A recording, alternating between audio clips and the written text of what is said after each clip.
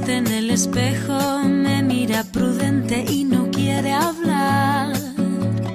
Hay un monstruo gris en la cocina que lo rompe todo, que no para de gritar.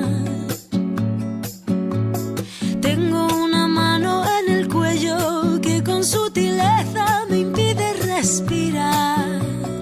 Una venda me tapa los ojos, puedo leer el miedo y se acerca. Tengo un nudo en las cuerdas que ensucian mi voz al cantar. Tengo una culpa que me aprieta, se posa en mis hombros y me cuesta andar. Pero dibujé una puerta violeta en la pared y al entrar me liberé, como se despliega la vela de un barco. Desperté en un prado verde muy lejos de aquí.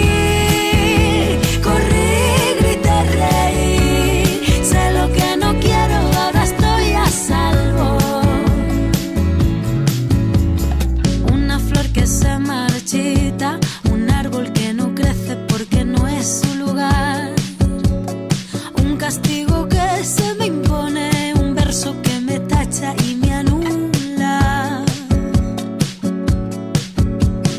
Tengo todo el cuerpo encadenado, las manos agrietadas, mil arrugas en la piel. Las fantasmas hablan en la nuca, se reabre la herida y me sangra. Hay un jilguero en mi garganta que vuela con fuerza. Tengo la necesidad de girar la llave y no mirar atrás. Así que dibujé una puerta violeta en la pared y al entrar me liberé, como se despliega la vela de un barco. Desperté en un prado verde muy lejos de aquí. Corrí, grité, reí, sé lo que no quiero, ahora estoy a salvo.